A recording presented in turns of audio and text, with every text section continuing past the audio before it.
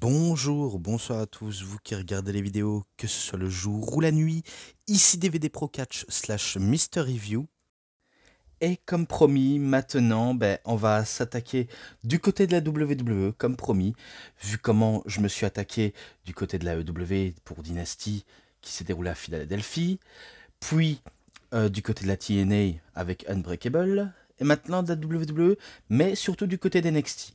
Donc le show auquel on va parler aujourd'hui, vous avez deviné et vous le savez sûrement, c'est Stand and Deliver. Donc NXT Stand and Deliver, qui s'est toujours déroulé dans la même ville de Las Vegas dans le Nevada. Donc évidemment, ça poursuit toutes les séries des shows, hein. Et en parlant des séries des shows, forcément, vous saviez, peut-être que je l'ai déjà dit, mais il y avait des shows auxquels je vous avais déjà cité, notamment bah, la fédération franco-belge, la BZW, anciennement Bodies Eye Wrestling, qui a fait un show à Las Vegas, avec, avec pour idée et aussi d'autres shows comme la FSW, Future Star Wrestling, et Game Changer Wrestling, donc GCW, avec le Bloodsport et également avec le show le plus simple où il n'y a que du hardcore. Et notamment avec Sabu qui est affronté Joey Janela.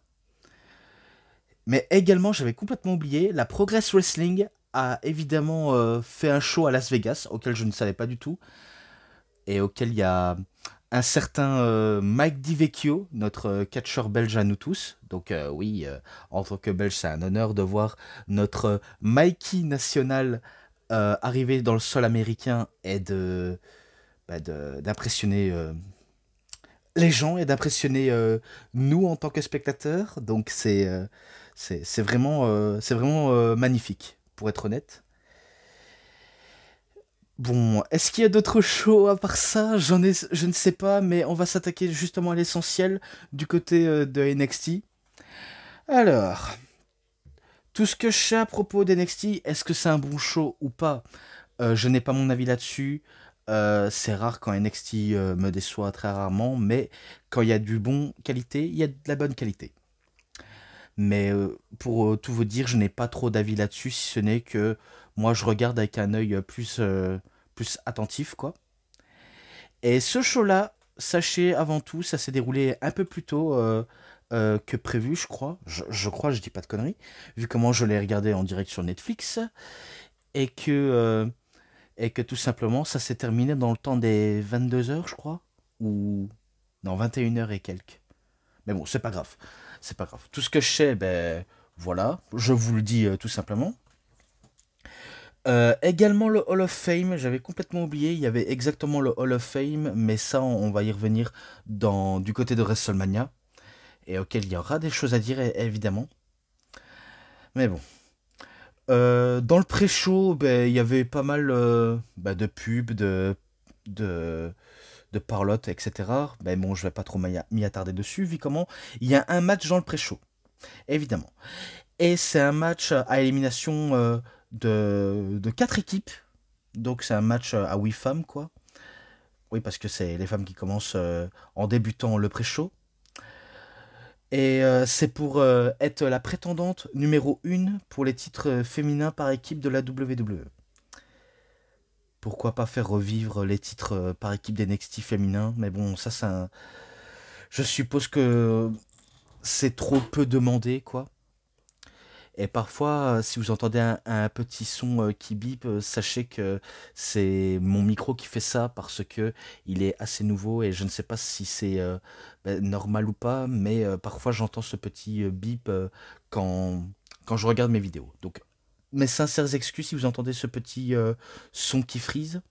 Donc voilà, au moins vous êtes au courant. Donc, les participantes sont Gigi Dolin, Tatum Paxley, accompagné par Shotzi, contre justement les métaphores, ou plutôt les Metagirls, Lash Legend, Jakara Jackson, contre les Fatal Influence, donc Fallon Henley et Jessie Jane, pardonnez-moi, accompagnés par Jasmine Nix, et également contre The Co-Rox, c'est comme ça comme on pourrait l'appeler l'équipe, de Roxanne Perez et de Cora Jade.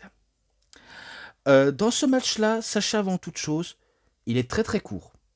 Et que les 8 femmes auxquelles il participe à ce match n'auront, on va dire, vraiment pas le temps de épater le public, si ce n'est quelques petits spots impressionnants, parce que je sais qu'ils n'ont pas beaucoup le temps d'antenne et qu'il faut passer à la carte principale très vite.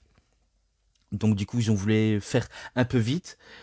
C'est les Meta Girls qui sont éliminés en premier, puis le Corox, parce que tout simplement, évidemment, Roxane Perez a délaissé sa entre guillemets meilleure amie, et voilà comment elles se sont fait éliminer, et que je suppose qu'une future rivalité future fera surface, mais bon, on n'en sait pas, on n'y est pas encore là. Puis il reste Gigi Dolin et Tatum Paxley face au Fatal Influence, et du coup, que la meilleure gagne. Et il y a eu des tentatives de tricherie, notamment quand c'est Jasmine Nix qui intervient, ou Fallon Henley, de manière opportuniste, retourne la situation pour donner l'avantage à Jessie Jane. Mais ça s'est retourné contre elle, vu comment Gigi Dolin et Tatum Paxley reviennent aussi fortes que jamais. Et également, arrive à remporter le match en faisant la prise finish auquel Tatum Paxley adore faire, avec accompagnement de Gigi Dolin. Et du coup, vous avez compris, c'est Tatum Paxley et Gigi Dolin qui ont battu tout le reste de l'équipe, on va dire ça sans trop prendre la tête, et que c'est eux les prétendantes au titre. Voilà comment je pourrais résumer là-dessus. Maintenant, du côté de la carte principale, match simple pour le titre nord-américain de NXT, bien sûr, du côté des hommes. Le fraîchement nouveau venu arrivé, qu'on connaissait du côté de la EW sous le nom de Ricky Stark, que maintenant on l'appelle à la WWE NXT, Ricky Saint, contre The All Ego Ethan Page. Oui. Eh bien, j'aimerais vous dire, l'arrivée de Ricky Saint est à peu près similaire à celui de Ethan Page, c'est-à-dire que Ricky Saint arrive et voit que tout le monde est énervé, et il ne comprend pas pourquoi ils sont tout le temps énervés pour un rien. On a l'impression que les vestiaires, c'est un peu comme les quartiers chauds qu'il ne faut pas trop mietter tes pieds. Et ça ne l'a pas empêché de remporter un titre secondaire très très rapidement, comme l'avait fait Ethan Page avec le titre NXT. Et du coup, ils sont menés à un affrontement parce que Ethan Page avait remporté un match pour se qualifier. Et ce que je peux dire dans le match, c'était vraiment pas mal. Il y a eu des démonstrations de prise, un peu de technique, et aussi au niveau du public, peut-être pas du niveau storytelling, mais de tout ce qu'il y a de mieux. C'est tout ce que je peux dire là-dessus, de tout ce qu'il y a de mieux et auquel on aime bien. Vraiment, moi j'aime bien, pour être honnête. Et que Ethan Page, comme d'habitude, il ne peut pas s'empêcher d'utiliser sa fameuse malice pour parvenir à ses fins et essayer de battre Ricky Saint, alors que Ricky Saint est forcément celui auquel il faut abattre. Mais comment abattre si on n'arrive pas à l'affaiblir? Parce qu'il a essayé de l'affaiblir, évidemment c'est ce qu'il a fait, mais selon moi pas assez, vu comment ce sera Ricky Saint qui en viendra à bout de Ethan Page, notamment en faisant des spears et également la prise finish auquel il en viendra à bout de Ethan Page. Et il en obtient pour la victoire. Donc, vous avez compris, c'est victoire de Ricky Saint, toujours champion Ricky Saint. Et la suite, on verra pour un futur rivalité contre la personne de son choix. Voilà tout. Ensuite, match numéro 3, parce que je ne l'ai pas précisé, il y a eu le 1, le 2, et maintenant le 3. Match simple pour les titres du monde par équipe de la NXT. Hank et Tank, donc l'équipe Hank et Tank, Hank Walker et Tank Ledger, contre The Fraxium, donc Nathan Fraser et Axiom. Et au début, c'est vrai que l'idée de faire de Hank et Tank des catcheurs qui veulent apprendre des conseils des anciens pour réussir, c'était intéressant, mais les trois quarts des matchs, c'est vrai qu'ils ont vraiment perdu. et auxquels ben, ils veulent se mettre en question de comment ils peuvent remporter les titres, de comment ils peuvent surpasser les autres équipes. Eh bien, c'était dans un gantelet. Et dans un gantelet, c'est sûr, ils ont surpassé toutes les autres équipes. Malgré que je n'aime pas trop bah, l'idée que les Anke-Tank font trop les oifs, parce que je trouve que c'est un peu trop tentant à voir ça. Mais bon, c'est leur côté énergique, c'est leur côté de montrer à quel point ils sont heureux d'être là, qu'ils communient avec le public, et que qu'on aime ou qu'on n'aime pas, le but c'est de nous divertir. Et auquel ben, ils ont eu la chance d'être les challengers numéro 1 pour affronter le Fraxium. De l'autre côté, les Fraxium, vous saviez, c'est l'une des équipes, les meilleures équipes de NXT. Malgré tout on va dire les démols que j'ai avec Nathan Fraser, parce que comme je l'ai dit, Nathan Fraser, je ne l'aime pas en tant que face, évidemment, parce qu'il faut s'en rendre compte.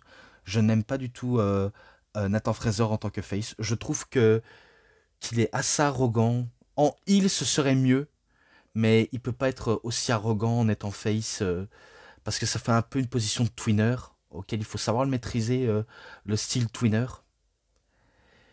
Donc voilà pourquoi je n'accroche pas tellement avec Nathan Fraser. Axiom, je trouve que c'est ben, l'un des deux les moins arrogants, et celui qui a à peu près l'esprit sur terre que dans l'équipe de Fraxium, on va dire ça comme ça. Mais voilà tout. Dans ce match-là, bien sûr, c'était très rapide, parce que c'est le style vraiment typique des Fraxium. Ils aiment la rapidité, ils aiment quand ça kick fort, et les kicks, ça sonne comme des balles de plomb. Et l'énergicité, trop de côté speed à revendre. Et que parfois je me dis, mais pourquoi vous êtes autant speed? Calmez-vous, il faut ralentir sur la cadence. Il faut savoir appuyer sur le champignon pour mieux ralentir.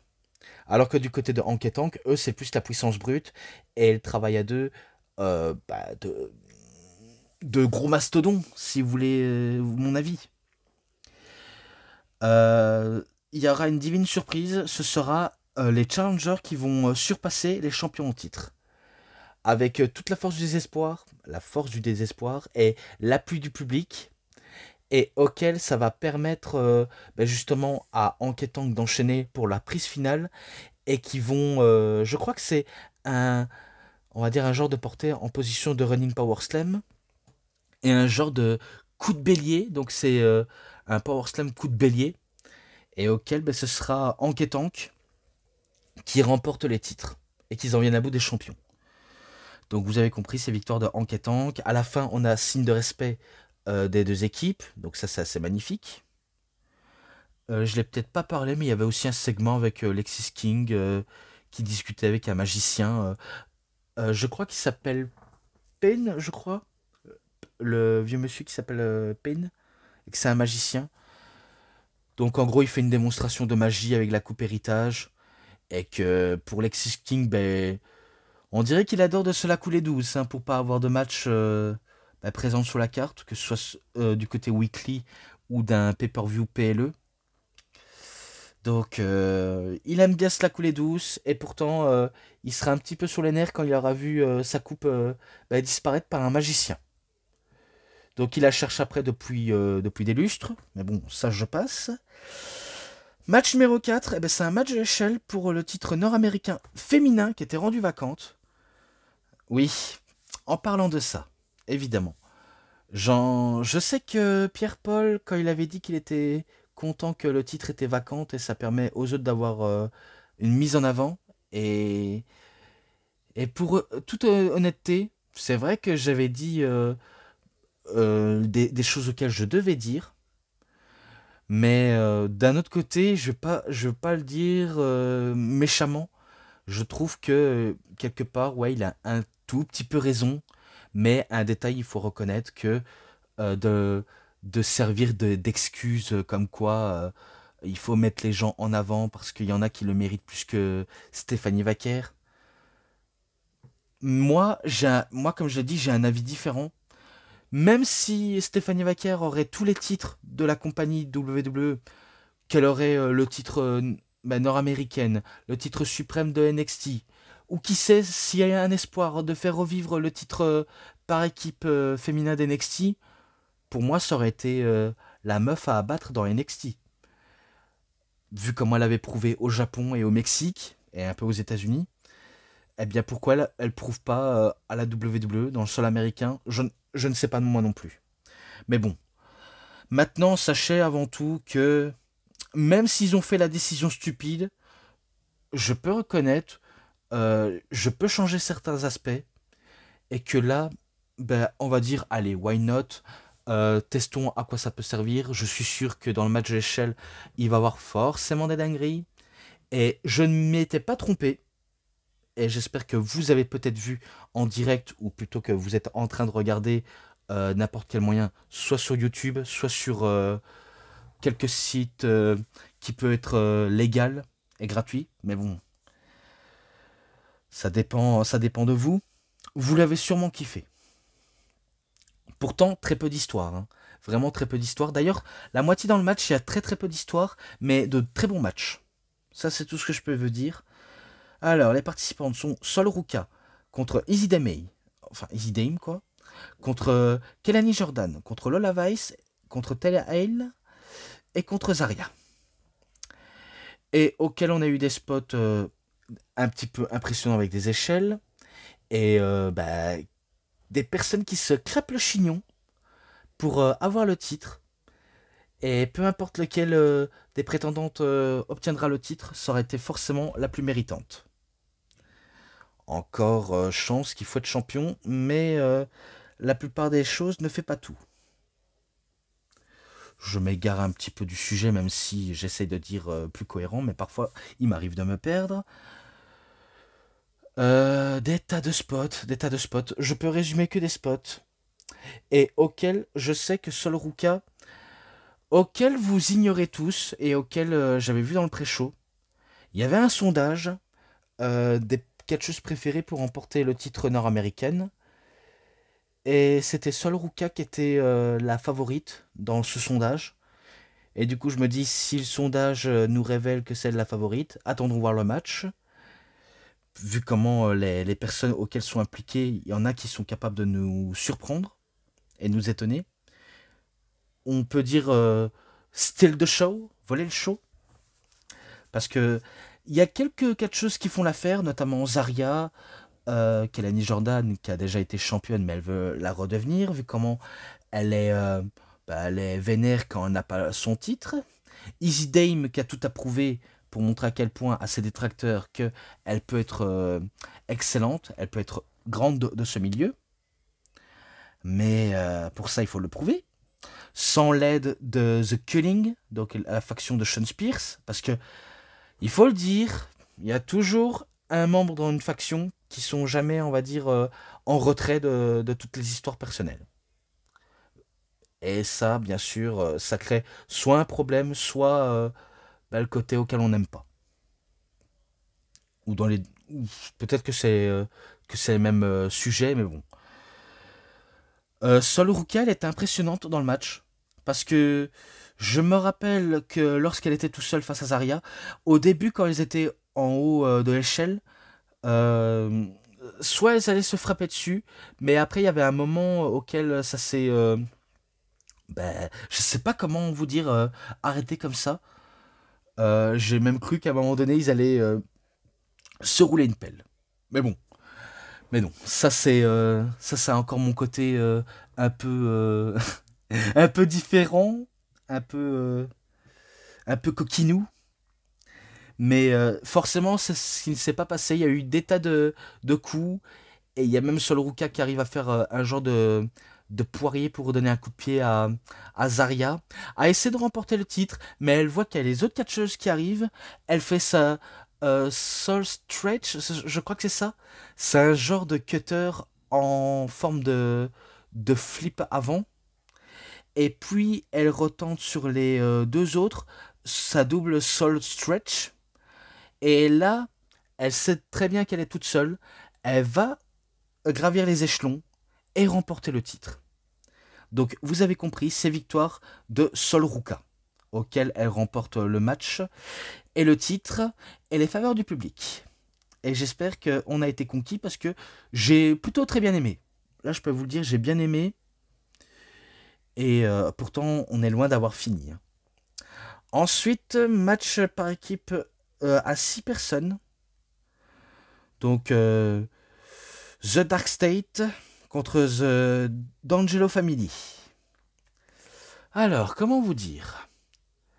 C'est vrai, pendant les débuts de Dark State, auquel au début, ils n'avaient pas encore de nom, je peux reconnaître que je n'étais pas accroché parce que selon moi, c'est un peu une version Leader Prize de rétribution. Parce que si on nous dit que c'est un peu les nouveaux Shield, pour moi, vous en tant que fan, vous avez trop d'ambition et auquel on voit pas évidemment les mêmes types de personnes. Et auxquels ils étaient mis à attaquer tout le monde, même le champion en titre, Obafemi. Bref, ils ont foutu le bordel, ils ont mis la misère à certains catcheurs, et notamment à la D'Angelo Family, auquel on a l'impression que c'est un match de deux organisations malfaiteurs qui se rencontrent et que c'est un combat à mort, ou un combat sans au sens crupule ou en sens figuré, ou au sens violent du terme, et auquel on a eu des informations, évidemment, parce que on ne s'est pas fait attendre pour les informations. On sait qu'il y a Dion Lennox, Osiris Griffin, auquel malheureusement je ne connais pas, Saquon Sugar, également je ne connais pas non plus, et également Cutter James, auquel malheureusement je ne connais pas non plus. Il n'y a que Dion Lennox que je connais un petit peu, mais pas plus que ça. Et auquel, dans la D'Angelo Family, on a bien sûr le Don de NXT, Tony D'Angelo, avec Channing States Lorenzo, Luca Crusifino, accompagné par Adriana Rizzo. J'ai remarqué, et j'espère que vous aussi vous avez remarqué, que dans la D'Angelo Family, il y avait un peu de tension entre Stax et le Don. Comme s'ils étaient, on va dire, un peu différents d'accord. Enfin, il y avait un différent entre la vision du groupe et des intérêts personnels qu'ils avaient entre les deux. Notamment Stax. On a l'impression qu'il veut se prendre comme chef, sans être le chef officiel, alors que c'est justement Tony qui lui donne le privilège de diriger un peu le groupe, mais c'est pas lui le chef suprême. Et du coup, on sent qu'il se sent plus pissé et qu'il veut prouver à quel point il peut être un bon big boss. Et on avait senti de la dissension, notamment du dernier NXT, auquel il y a eu une bagarre dans les coulisses et auquel ça s'est parti en couille très vite, jusqu'à même assimiler à l'arrivée de la police alors qu'il n'y avait même pas eu de police sur place. Ça, c'est encore le côté production de la WWE qui fait, on va dire, nous ressentir ce côté incompréhension. Mais bon, ça c'est le booking de Paul Levrec et le booking de Shawn Michaels. Auquel j'ai aucune haine contre eux, hein. C'est juste que parfois c'est tellement prévisible et parfois trop téléphoné. Donc il y a de la tension, et auquel les deux gangsters, donc les deux factions auxquelles ils se croisent, savent qu'ils vont se battre jusque l'un des équipes et jusqu'à le dernier homme ne puisse plus bouger. Jusqu'à ce qu'ils soient KO, on va dire ça comme ça.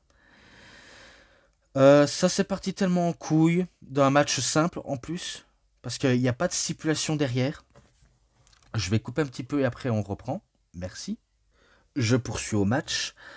Vu comment il y a des tas de personnes auxquelles j'interviens et également pas mal d'échanges en équipe, parce que du côté de Dark State, ça travaille en heal de manière très méthodique et parfois très agressif, alors que du côté de la D'Angelo Family, il y a ce côté menaçant, mais il y a aussi ce côté auquel ils veulent prouver à quel point c'est eux les vrais mafieux de ce NXT là, vu comment c'est le Don qui dirige NXT, même s'il n'est plus champion, même s'il n'a pas le titre mondial, il prouve à quel point que il n'est pas là non plus pour se faire enterrer par des nouveaux venus qui sont là pour tout casser, qui rappellent un peu les heures de la Nexus, les heures de la Evolution, les heures de la NWO, de la DX, The Shield, l'autorité... Enfin, l'autorité, non, il cassait pas tout, mais quand même.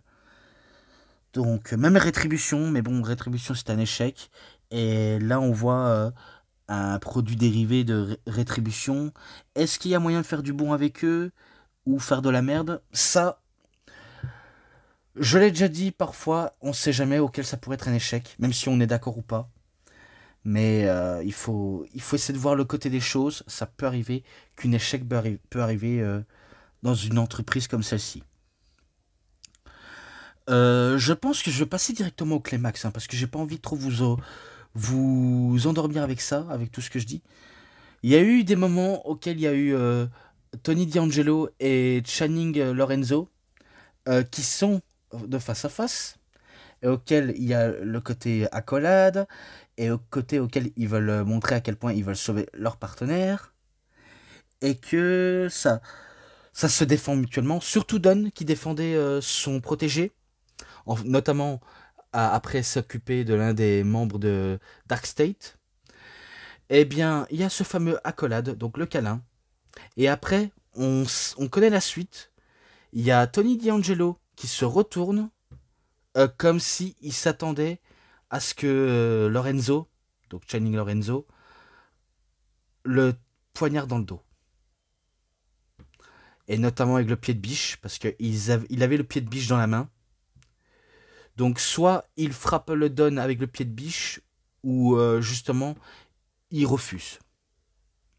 Donc il offre le pied de biche à l'arbitre pour faire distraction, et il donne un sacré coup de pied dans les bijoux de famille du Don.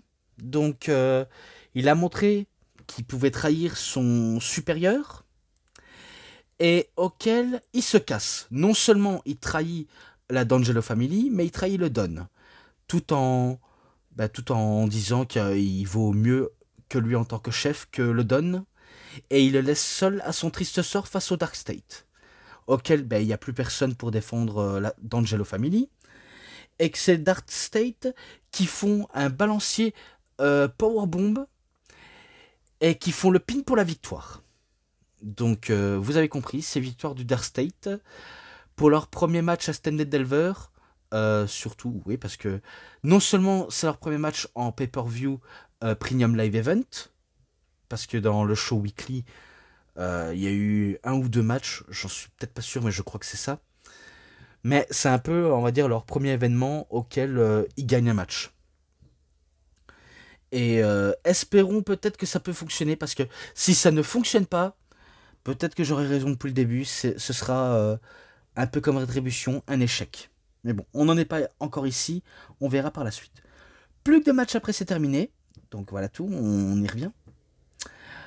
Match à 4 pour le titre féminin de la NXT. Donc Stephanie Vaquer, la championne en titre, contre Julia, l'ex-championne, contre Jada Parker et contre Jordynne Grace, ex-championne des Knockouts de la TNA. Alors, vu comment le titre nord-américain était vacante, certes, il n'y a plus que le titre suprême auquel elle doit défendre Stephanie Vaquer, avec notamment une Jordynne Grace qui demandait une opportunité, et que Jada Parker l'avait attaqué Jordynne parce qu'elle ne veut pas faire la queue, elle veut encore sa part de gâteau pour le titre. Et auquel, pendant leur affrontement, c'est sûr, elle s'était fait laminer. Jada Parker par Stephanie Vaquer. Puis il y a le retour de Julia qui revient de blessure, et auquel elle avait perdu le titre face à Stephanie Vaquer lors de NXT Roadblock, et auquel elle avait récupéré ce qui lui appartenait. Et on va pas se mentir, certes Stephanie Vaquer et Julia, on sait qu'elles sont très amies dans la vraie vie, donc ça on le sait, tout le monde n'est pas con, mais sur le ring, elles aiment bien être considérées comme des rivaux. Donc oui, amis dans la vraie vie, ennemis sur le ring. Il y a un peu un côté, l'un des deux doit se surpasser de l'un et de l'autre. Si vous voyez mon avis. Pour moi, du côté des femmes, on va dire qu'il y a Naruto contre Sasuke. On va dire que Sasuke, c'est Stephanie Vaquer, vu comment elle a un petit peu le profil. Et Julia, même si elle n'a pas le profil exact, même si Stéphanie Vaquer non plus de point de vue, de point de vue correct, mais bon, ça c'est, on va dire, c'est un peu le côté attitude et le côté auquel on dégage, même si c'est pas ce que je voulais en venir. Hein. Donc, navré pour ce genre de confusion, mais j'essaye de rendre ça un minimum plus logique. Ben, il y a à côté Naruto et Sasuke entre les deux femmes, auxquelles elles sont amies, mais elles veulent se surpasser, mais elles se détestent pas. Pas comme Sasuke et Naruto. Mais bon, ça c'est encore un autre truc, mais bon, je préférais de le dire, parce que pour moi, il y a cette impression-là. Les quatre femmes allaient se démarquer, forcément. Est-ce que ce serait la moins expérimentée qui aurait une chance à devenir championne? Ou au contraire, est-ce que c'est soit l'une des trois expérimentées qui pourrait repartir avec le titre? Donc soit Jordan Grace, ou Julia, ou toujours Stephanie Vaquer, la championne. Mais une moins expérimentée, ça aurait fait exactement la surprise. Malgré tout ce qu'elle peut faire, Jada Parker, même si je déteste son finish, le fameux coup de hanche ou le coup de fesse, parce que tu peux faire ton fameux rip attack ou l'arrêt au milieu. Pour moi, c'est loin d'être le meilleur finish ever. C'est pas, on va dire, le meilleur finish du siècle. Je trouve que c'est un finish merdique auquel c'est pas très impactant. Même si c'est son côté attitude qui parle, le côté rosta de la street, façon San Andreas. Mais bon, pour moi, la prise auquel je n'aime pas chez Jada Parker, c'est celle-ci. Alors que Jordan Grace et Julia et Stephanie Vaquer, eux, ça va encore. Vu comment il y a de la puissance, il y a la brutalité, il y a l'agilité. Donc trois combinés. Et je ne sais pas quoi vous dire si ce n'est que c'était très bien. J'ai cru à chaque fois que l'une des quatre allait... enfin, l'une des trois ou l'une des quatre pourrait remporter le titre par la surprise générale parce que le public était dedans. Et que auquel on était trop persuadé, on a trop cru. Mais il a fallu que, on va dire, Stephanie Vaquer s'occupe de trois autres catcheuses, notamment en faisant stomper la face des personnes impliquées, que ce soit Julia, Jordan Grace ou Jada Parker. Donc c'est sûr, elle laisse personne indifférent, elle laisse personne innocente dans cette histoire, on va dire ça comme ça. Et que après ça poursuit, finish sur finish. Mais bien sûr, ce sera Stephanie Vaquer qui va surpasser les trois autres. Et elle va faire sa fameuse finish, auquel j'arrête pas de l'appeler le package backbreaker ou neckbreaker. Mais ce genre de finish, il a un nom. Ça s'appelle le SVP. Donc vous avez bien compris, SVP. Et auquel, bien sûr, elle a eu dur de soulever correctement Jada Parker. Faut dire, Jada Parker, elle est tellement grande et imposante physiquement, même si, attention, je ne dis pas qu'elle est, on va dire, grassouillette. Je vais pas dire ça, hein, honnêtement. Je vais pas le dire de manière très insultante. Elle est forte et très, très grande aussi. Donc, certes, Stephanie Vaquer, elle a fait de manière difficilement, mais elle a réussi à placer la prise. Et auquel c'est elle qui remporte le match, et elle conserve le titre. Donc vous avez compris, c'est victoire de Stephanie Vaquer qui conserve le titre, et que, espérons, ce sera de quelques bonnes durées. Mais bon, ça on ne sait pas. Donc après le match numéro 6, maintenant on passe au main event, le match numéro 7. Et c'est un match triple menace pour le titre champion du monde de NXT. Même si c'est que champion NXT. Obafemi contre Jivan Evans contre Trick Williams. Alors, le contexte du match. Oui, le contexte du match, c'est simple. Depuis que Obafemi, il n'a fait que gravir les échelons, battre tout type d'individus, qui ce soit les catcheurs de NXT ou un du côté de la TNA nommé Moose. Mais il y a également Trick Williams auquel il est tellement revanchard, tellement aigri ou envieux, à quel point il veut à tout prix le titre, parce que selon lui, un coup qu'on perd le titre NXT, on devient abus de lui-même, on devient bah, comment on pourrait dire ça indépendant alors un, un addict de tout ce qui est doré. Et du coup, il peut pas s'empêcher de montrer de l'attitude un peu négative, même en taclant sévèrement Jivon Evans, en le faisant la morale, en disant qu'il ne sait pas ce que ça fait d'être champion du monde ou de NXT, tu sais pas ce que ça fait d'être champion, tu ne seras jamais champion d'NXT, tu seras toujours qu'un sale gamin qui est là pour profiter de la notoriété. Tu es justement là parce que tu sais voltiger et parce que les autres personnes t'ont validé. Euh, tu... Bref, tu n'es pas à la hauteur. En gros, Trick Williams se montre de manière très très arrogant. Et selon moi, dans le match, je trouve que Trick Williams, c'est lui le plus, on va dire, le plus méchant dans cette histoire, le plus heal.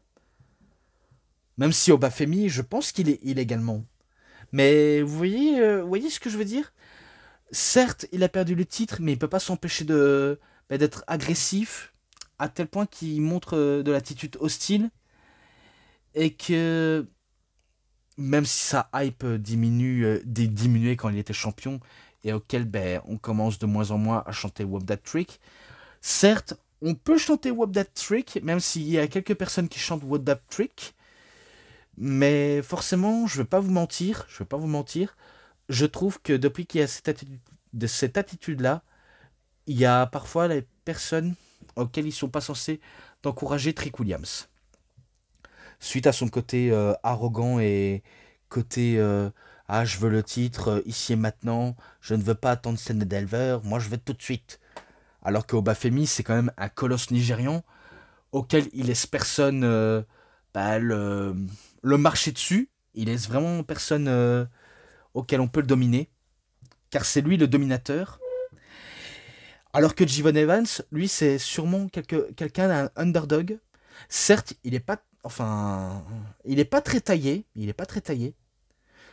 Grand, et c'est vrai qu'il est grand, mais il est pas très taillé pour un gamin de 20 ans. Mais bon, ce n'est pas grave. C'est pas parce qu'il est pas très taillé qu'il ne sait rien faire sur le ring, vu comment il sait faire que voltiger et de surprendre son monde. Je pense que dans le match, c'était lui le MVP de cette histoire. Jivon Evans, je pense que c'était lui qui a failli surprendre tout le monde.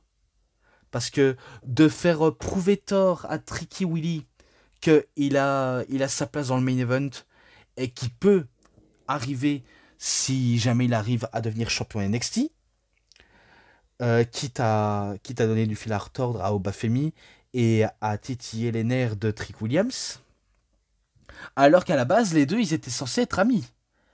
Mais vu comment il y a un titre en jeu, il n'y a plus d'amitié qui compte, rien ne compte à la personne qui a un trop gros ego. On peut le dire, hein, on peut le dire, moi je vois de cette manière-là.